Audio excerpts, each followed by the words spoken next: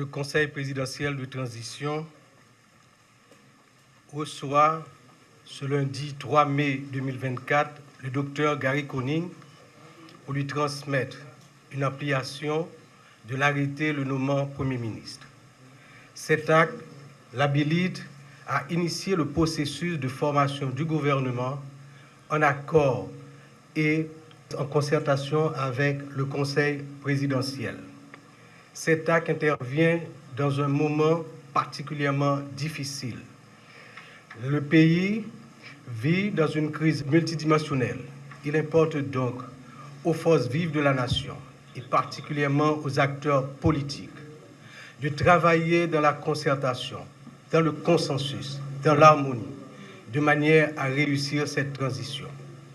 Nous comptons sur le docteur Conille pour mettre en place les politiques qui conviennent avec le Conseil présidentiel de manière à adresser particulièrement le problème de l'insécurité et également redresser l'économie du pays, réformer les institutions et arriver aux élections crédibles, démocratiques, libres à la fin de 2025, de manière à ce que le mandat de la transition qui se termine le 7 février 2027 soit rempli.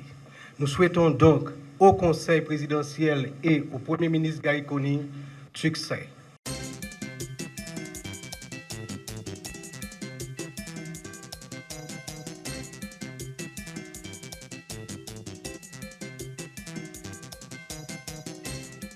Il y a urgence. Premier, ça conseil l'a dit, c'est qu'il faut aller très vite. Première instruction, tout le monde conseille au moi, c'est que nous n'avons pas de temps pour nous perdre. Moi, excessivement fier de faire partie du groupe ça. Et m'attends à ce que nous collaborer ensemble dans l'intérêt de notre pays, comme on se l'a dit tout à l'heure. Les amis, nous n'avons pas d'illusion sur les difficultés capitales. Nous n'avons pas d'illusion sur le fait que les bagages ne sont pas faciles. Moi, qui a déjà une assurance que momentum, moi, disposition que moi, état d'esprit que moi, la mi-temps conseil là, avec nous-mêmes, excessivement encourageant. En mettant au travail, et m'a dit nous déjà que nous sommes très confiants que nous avons livré ça pour mettre là.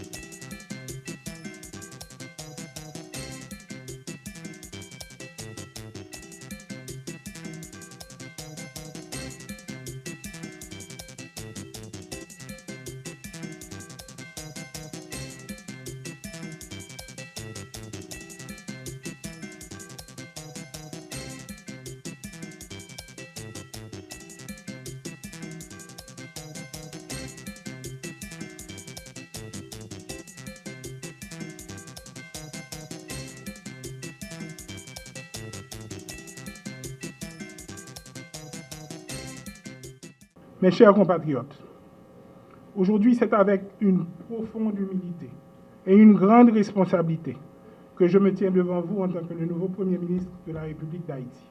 En ce moment crucial de notre histoire de peuple, alors que nous traversons une crise sanitaire, humanitaire et de gouvernance sans précédent, je ressens le poids de la tâche. En cette heure solennelle d'intenses émotions et de dépassement, je tiens à saluer le sens hautement patriotique du Conseil présidentiel. Ils ont transcendé les clivages et les sensibilités politiques, ainsi que les intérêts partisans, pour m'accorder leur confiance sur des questions vitales qui tiennent tant à cœur la nation souffrante et impatiente. Nous devons faire preuve de courage et de détermination, car c'est dans ces moments de crise que se révèle le véritable caractère d'une nation. Je crois fermement qu'ensemble, nous pouvons transformer ces défis en opportunités pour rebâtir notre pays sur des bases plus solides et plus justes.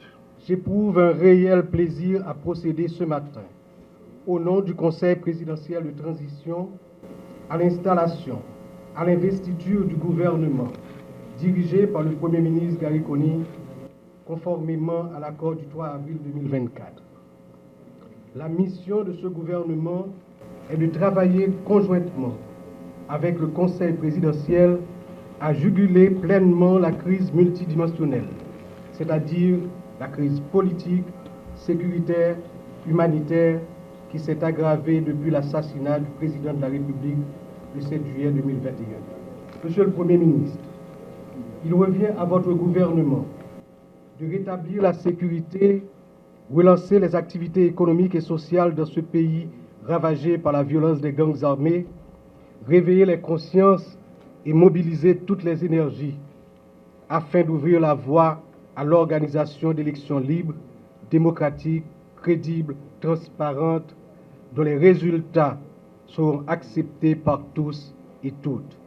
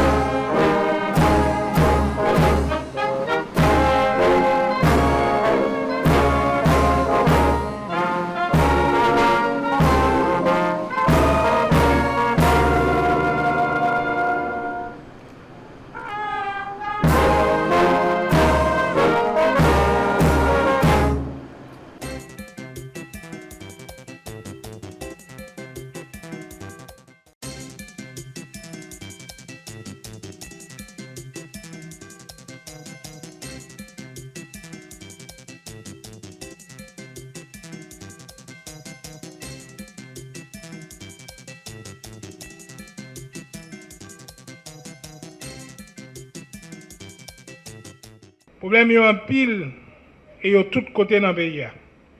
Moun yo a souffri, prison yo krasé, la y a chargé moun qui était dans prison, qui était doué dans prison, qui a continué simer la troubaille et mettre de la population. M'a rappelé que chaque fois qu'il y a un problème, tout le monde va demander contre le ministre de la Justice. Il y a bien raison, parce que l'État a payé pour porter réponse à ce problème. Moi, je connais déjà pas facile. La situation a vu piment gommé dans le moment ça. Problème avec le fonctionnement du tribunal, pas dans tout commissariat, doué priorité depuis qu'on y a. Je sais que les attentes dépassent très largement les moyens disponibles. La patience de la population arrive à sa fin.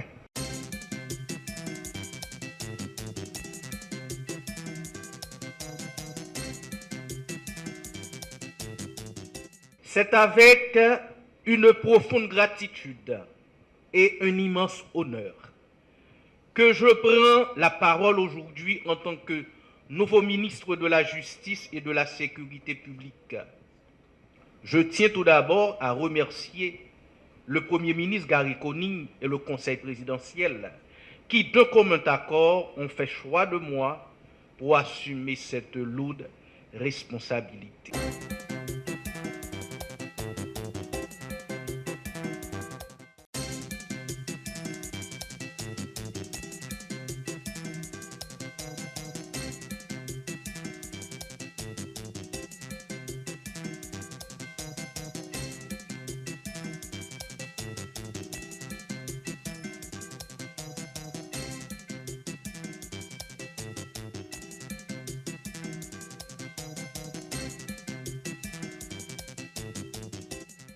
Je prends la parole ce matin au nom du chef du gouvernement de la République, le docteur Gary Conille, en vue de procéder à l'installation de l'ingénieur Raphaël Hosty comme nouveau ministre des Travaux publics, Transports et Communications. J'ai donc l'honneur de vous déclarer ministre des travaux publics, transport et communication en vertu du pouvoir qui m'a été donné par le Premier ministre. C'est avec une profonde humilité que je prends mes fonctions de ministre des Travaux publics, Transport et Communication en cette période charnière de notre histoire nationale. Je mesure pleinement l'ampleur de la tâche qui m'attend et les défis considérables auxquels nous sommes confrontés. Je souhaite remercier tout spécialement le Premier ministre, le Dr Gary Conille, les conseillers présidentiels et bien sûr l'organisation politique qui a fait choix de moi pour le représenter au sein du gouvernement.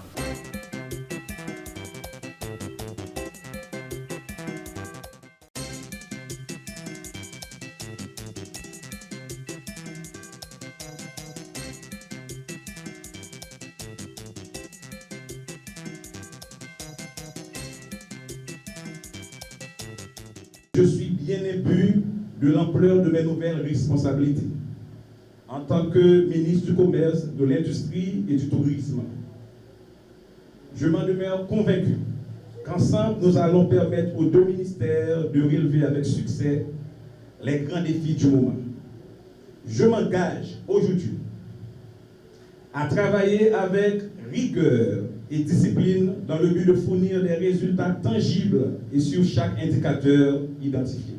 Qu'ensemble, nous évertuerons à travailler afin d'apporter dans le très court terme des résultats probants.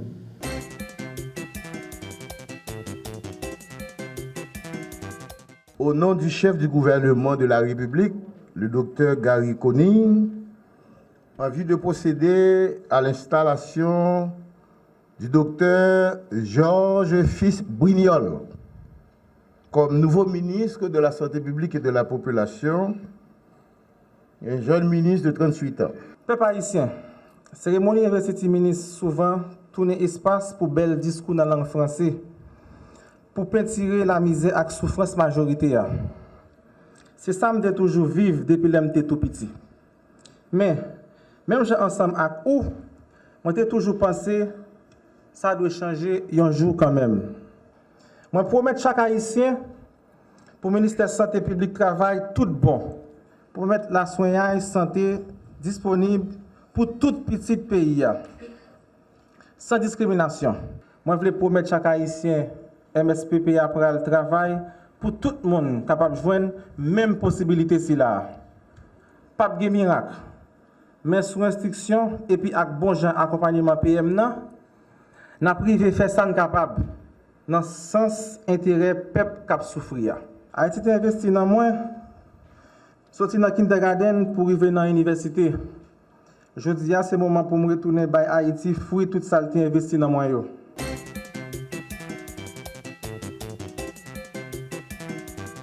C'est avec un immense honneur et un profond privilège que je m'adresse à vous aujourd'hui, à l'occasion de mon installation en tant que ministre de l'Environnement. Je suis conscient de la responsabilité qui pèse sur mes épaules. Cependant, je trouve du réconfort dans le fait que je ne suis pas seul et je ne serai pas seul dans cette mission.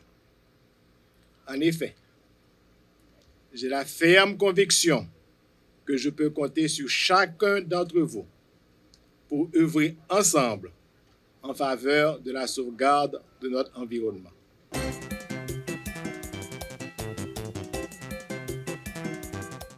C'est avec un immense plaisir, gratitude et humilité que j'accepte aujourd'hui de prendre les rênes du ministère à la condition féminine et aux droits de la femme.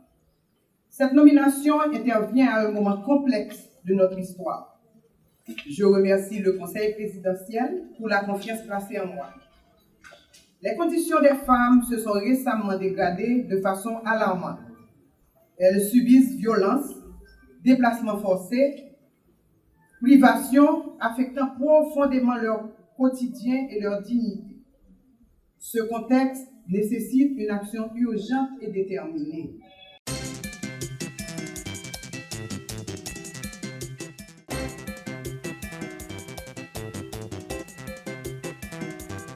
Non, non, non. Mais suivant l'autorité que le chef gouvernement conféré, je déclare le ministre des Affaires sociales investi maintenant dans ses fonctions.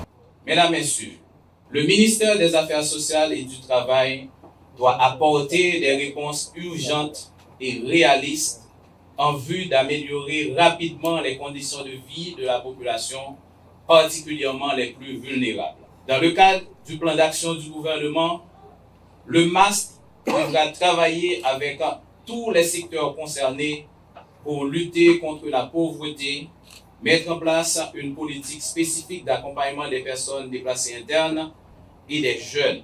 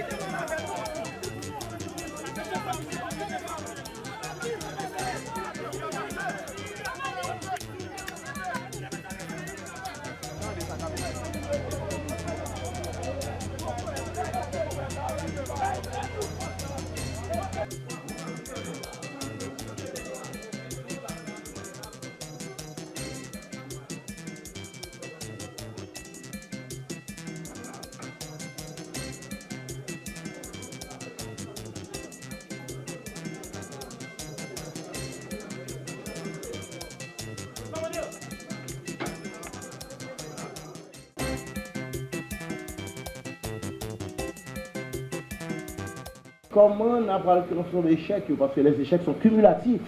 Il y a un pile. Il y a un pile. On n'a pas peut-être nous menti longtemps. Longtemps, on n'a pas menti. Et comment on a parlé garder ça bien dedans? Et d'accord avec vous, l'administration centrale est ouverte, c'est là où on a. Une culture, avec tout ça, comme pluralité, comme richesse, et vous évoquez quelques axes. Les arts culinaires, les arts plastiques, le théâtre, la littérature. Je suis pour une approche participative. Une démarche itérative, aller mener venir. Mais comme c'est ministre, vous voyez, il y a une responsabilité. Et nous sommes des premiers ministres installés, nous suspendons plein ces actions.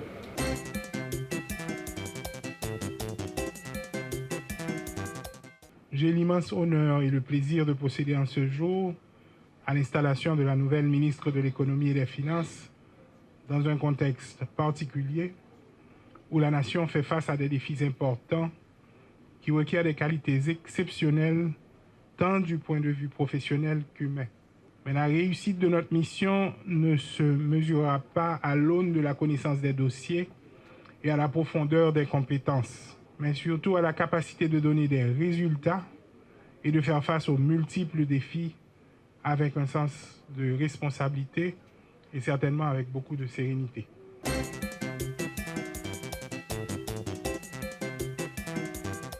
Aujourd'hui, traduit symboliquement mon entrée en fonction comme ministre de planification et de la coopération externe. J'ai bien capté l'urgence qu'a traduit le ministre. Grand pile bagaille, nous pas qu'à prendre temps pour nous faire. C'est pour nous aller vite et bien. Donc, dans ce sens, je compte sur tout le monde. Nous avons une bonne collaboration avec. C'est pour nous délivrer. Jean-Premier ministre l'a dit, le peuple a souffert en pile, l'attend, le gouvernement attend pour des résultats.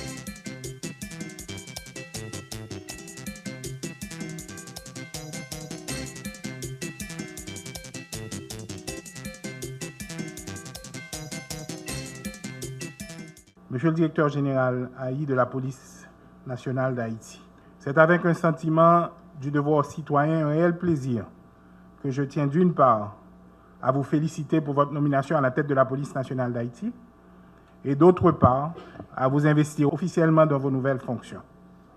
Ainsi, j'ai l'insigne honneur de procéder en ce jour à votre installation à la tête de la prestigieuse institution qu'est la police nationale d'Haïti de notre pays.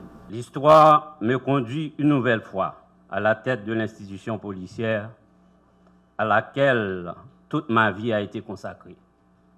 J'ai bien appris du passé et je suis bien conscient de l'exceptionnalité des conditions actuelles.